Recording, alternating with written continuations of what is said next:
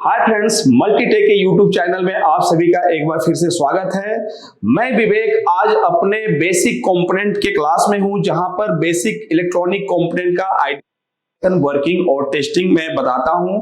आज जो मेरे वीडियो का टॉपिक है वो एक रजिस्टर पे है कि अभी तक हम ये जानते हैं कि रजिस्टर का जो यूज है वो मेन करंट को कंट्रोल करने के लिए, करंट के फ्लो को कम करने के लिए किया जाता है।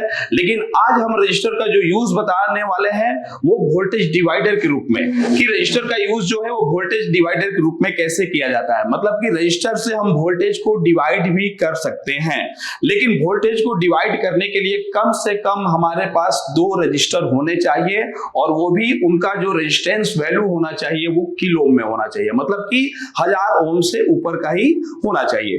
तो 2 रजिस्टर से हम वोल्टेज डिवाइडर कैसे बनाते हैं, या किसी सर्किट में पहले से वोल्टेज डिवाइडर बना हुआ है तो उसके आउटपुट वोल्टेज को हम कैसे कैलकुलेट करेंगे कि ये आउटपुट में कितना वोल्टेज देगा।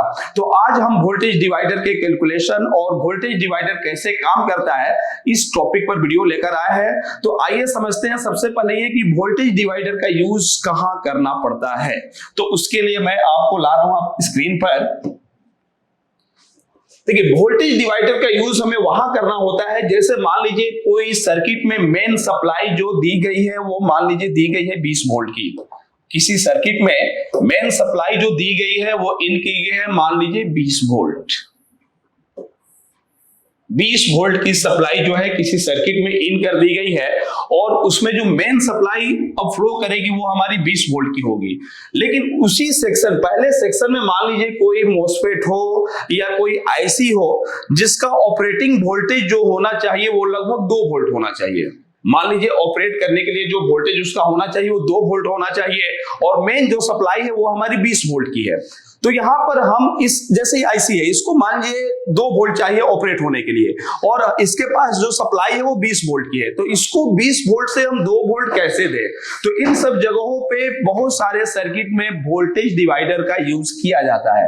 वोल्टेज डिवाइडर में 2 रजिस्टर यूज किए जाते हैं। दोनों रजिस्टर को सीरीज में जोड़ के एक रजिस्टर का जो एक टर्मिनल है वो पॉजिटिव सप्लाई पे जोड़ दिया जाता है, और जो लास्ट वाला रजिस्टर होता है उसके दूसरे टर्मिनल को ग्राउंड से, ये ग्राउंड का सिंबल होता है, ग्राउंड का मतलब कि माइनस वाली सप्लाई से जोड़ दिया जाता है।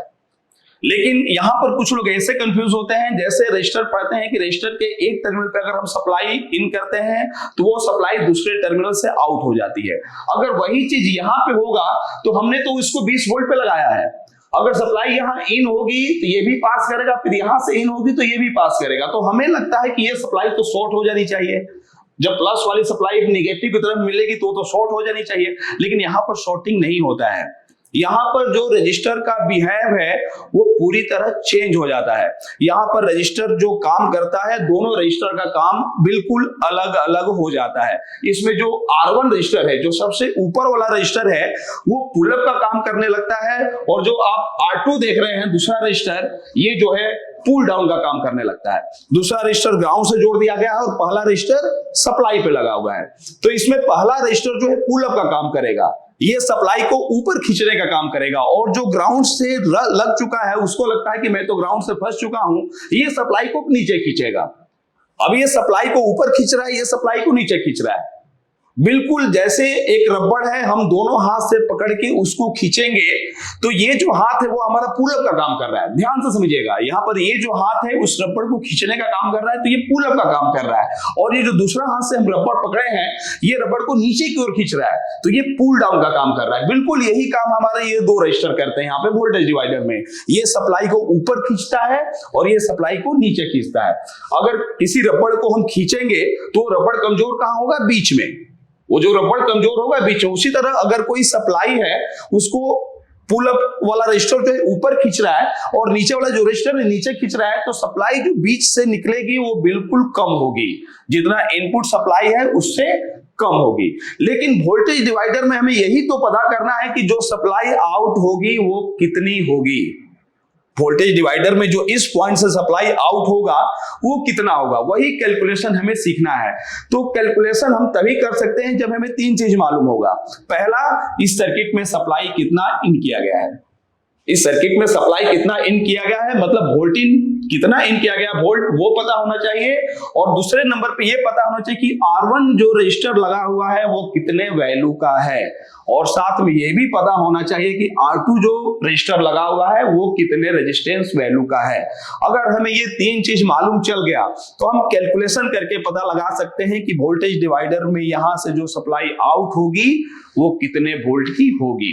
तो उसको कैलकुलेशन करने के लिए जो फार्मूला है वो मैं सामने लिख रखा हूं।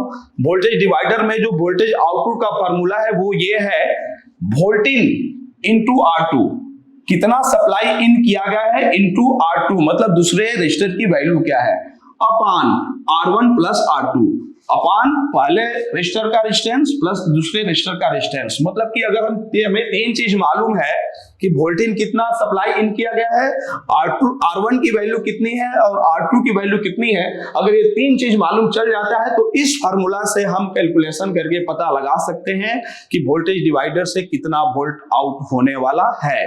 तो चलिए एग्जांपल के तौर पे हम यहाँ पर एक मेंशन कर देते हैं कि हमारा वोल्टेज तो मान लीजिए 20 वोल्ट कर दिया गया है, R1 की जो वैल्यू है मान लेते हैं 100 किलो ओम का, यहां हाई रेजिस्टेंस के रजिस्टर यूज किए जाते हैं, तो हमारा जो R1 की वैल्यू है वो है मान लीजिए 100 किलो ओम, और जो R2 की वैल्यू है इसको मान लेते हैं कि R2 जो हमारा लगा हुआ है वो है 10 किलो ओम का। जी हाँ, अब हमें तीनों चीज पता चल चुका है। वोल्टेज मतलब कितना वोल्टेज इस सर्किट में इन किया गया है 20 वोल्ट, R1 की वैल्यू कितनी है 100 किलो ओम और R2 की वैल्यू कितनी है 10 किलो ओम। अब हम इस फार्मूला का यूज करके यहां से पता लगा सकते हैं कि कितना वोल्ट आउट होगा, और पहले हम कैलकुलेशन करके दिखाएंगे, फिर आपको हम लाइव प्रैक्टिकल करके दिखाएंगे कि वोल्टेज डिवाइडर का रूल जो है वो काम कर रहा है कि नहीं कर रहा है। तो आते हैं पहले इस फार्मूला से हम ये पता करेंगे कि यहां पर हमें कितना वोल्ट आउटपुट में मिलेगा। तो चलिए पहले वोल्टेज, हमें वोल्टेज देखना है, वोल्टेज कितना है हमारा 20 वोल्ट इनटू R2 की वैल्यू कितनी है, R2 की वैल्यू है हमारा 10 किलो, ये फार्मूला किलो ओम पे ही बना हुआ है, 10 अपान R1 की वैल्यू 100 प्लस R2 की वैल्यू है 10 किलो। अब इस कैलकुलेशन को हमें सॉल्व कर देना है, देखते हैं 20 इंटू 10 इक्वल 200, 200 अपान 100 प्लस 10 इक्वल 110। अब इसको सॉल्व कर देंगे हम, अगर हम 20 में 11 से डिवाइड करते हैं तो हमारा आएगा लगभग, यहां पर हम डिवाइड करते हैं तो 1.8 या 9 वोल्ट, यहां पर जो हमारा वोल्टेज आएगा 1.8 या 9 वोल्ट के करीब आएगा। मतलब कि अगर हमारा वोल्टेज सप्लाई जो है 20 वोल्ट की है, R1 रजिस्टर की वैल्यू जो है 100 किलो ओम है और R2 अगर 10 किलो ओम का है, तो यहां पर जो वोल्ट अब सप्लाई होगा वो जो वोल्ट होगा हमारा 1.8 वोल्ट। मतलब इस आईसी को जो ऑपरेटिंग वोल्टेज मिल रहा है वो कितना मिलेगा 1.8 वोल्ट, और ये 1.8 वोल्ट 20 वोल्ट के सप्लाई को वोल्टेज डिवाइडर की तरह यूज करके बनाया गया है। तो इस फार्मूला को हम प्रैक्टिकल करके चेक भी करेंगे कि क्या यह फार्मूला सच में काम करता है कि नहीं। तो आते हैं हम एक बार इसको लाइव प्रैक्टिकल करके देखते हैं। हम एक रजिस्टर यूज करेंगे 100 किलो ओम का, 100 किलो ओम का, और एक रजिस्टर यूज करेंगे 10 किलो ओम का, और उसका यूज वोल्टेज डिवाइडर की तरह करके सप्लाई को 20 वोल्ट देंगे और नीचे ग्राउंड माइनस वाली सप्लाई देंगे, और देखेंगे कि हमारा यहाँ पर 1.8 या 1.7 वोल्ट मिल रहा है कि नहीं मिल रहा है। तो आते हैं लाइव प्रैक्टिकल करके इसको देखते हैं। तो अब इस वोल्टेज डिवाइडर का हम लाइव प्रैक्टिकल करके दिखा रहे हैं। तो जैसे मेरे पास डीसी पावर देने के लिए एक डीसी पावर सप्लाई है जिसपे मैंने 20 वोल्ट पे सेट करके रखा है, मतलब ये डीसी पावर सप्लाई जो है 20 वोल्ट की सप्लाई आउट करेगी, और इस 20 वोल्ट की सप्लाई को चेक करने के लिए हमने मल्टीमीटर को पहले से ही 20 वोल्ट के डीसी वोल्ट रेंज पर सेट करके रखा है। अब आप यहाँ ध्यान से देखिए, हमने यहाँ पर 2 रजिस्टर यूज किया है, ये पहला R1 रजिस्टर है, ये दूसरा R2 रजिस्टर। पहला जो रजिस्टर है वो 100 किलो ओम का है, क्योंकि इसका जो कलर कोड है पहला ब्राउन है, दूसरा ब्लैक है और तीसरा जो है आपका येलो है, तो ये 100 किलो ओम का हो गया। और इसमें जो पहला है ब्राउन, ब्लैक और ऑरेंज, तो ये जो हो गया हमारा 10 किलो ओम का। तो हमने जो 100 किलो ओम का रजिस्टर है उसके साइड में हमने पॉजिटिव सप्लाई दे दी है 20 वोल्ट, और जो 10 किलो ओम का रजिस्टर है उसके साइड में हमने ग्राउंड की सप्लाई दे दी है माइनस। अब हम चेक करेंगे तो जहां पर इनपुट है वहां पर तो जितना सप्लाई इन है उतना शो करेगा, मतलब यहां पे चेक करेंगे तो हमें मिलेगा 20 वोल्ट। लेकिन यहां चेक करेंगे तो यहां पर वोल्टेज डिवाइडर के अकॉर्डिंग हमें वोल्टेज मिलना चाहिए, जो कि हमने अभी भी कैलकुलेशन करके देखा था स्क्रीन पर। वो सप्लाई हमारी लगभग 1.8 वोल्ट के करीब होनी चाहिए। तो मैं आपको लाइव चेक करके दिखा रहा हूं। मल्टीमीटर को हमने चेक करके रख दिया है, सेट करके रख दिया है 20 वोल्ट रेंज पर। अब ग्राउंड पे हम ब्लैक रखेंगे और यहाँ देखिए कितना इन हो रहा है। तो मल्टीमीटर पे देखिए, मल्टीमीटर पे इसकी रीडिंग शो कर रही है, मल्टीमीटर पे जो इसकी रीडिंग शो हो रही है 19 वोल्ट। थोड़ा सा लूज है ये, अभी हम इसको टाइट कर देते हैं। तो जैसे मल्टीमीटर पे देख रहे हैं आप 19 वोल्ट के करीब आ रहा है। थोड़ा सा कनेक्शन लूज है यहाँ पे, या 20 वोल्ट से थोड़ा सा अधिक हो गया, इसको हम कम कर दे रहे हैं क्योंकि मल्टीमीटर 20 पे है, 20 से शो नहीं करेगा, एक्स्ट्रा वाले को हाई को शो नहीं करेगा, तो थोड़ा सा हम वोल्टेज को कम कर दे रहे हैं 20 वोल्ट के करीब। अब चेक करेंगे इसे, तो देखिए यहाँ पर हमारा लगभग 20 वोल्ट शो हो रहा है। लेकिन हम यहाँ पर आएंगे तो यहाँ पर हमें 1.8 वोल्ट के करीब मिलना चाहिए वोल्टेज डिवाइडर रूल के अकॉर्डिंग। तो जैसे देखिए मल्टीमीटर की स्क्रीन पर यहाँ पर हमें कितना मिल रहा है, 1.8 वोल्ट मिल रहा है।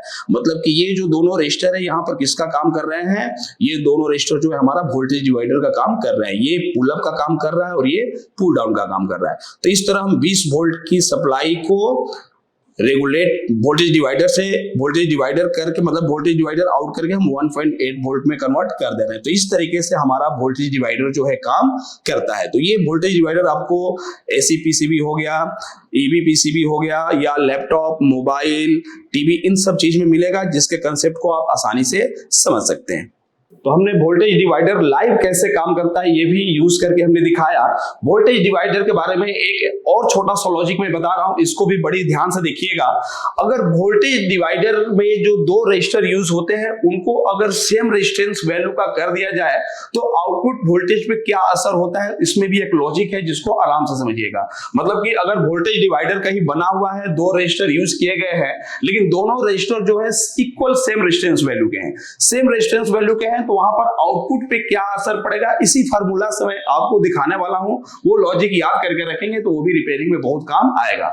जैसे मान लीजिए R1 की जो वैल्यू है वो हमने कहीं R1 की वैल्यू मान लीजिए लगा हुआ है 10 किलो ओम का, R1 भी 10 किलो ओम का है और R2 भी मान लीजिए 10 किलो ओम का है।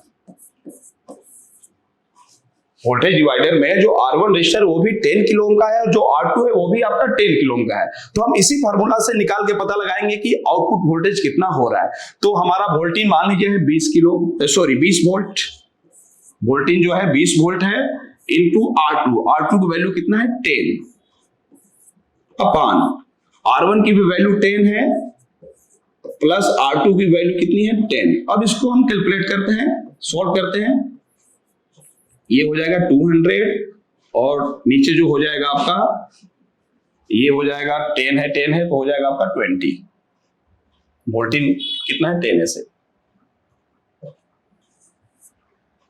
ठीक ऐसे।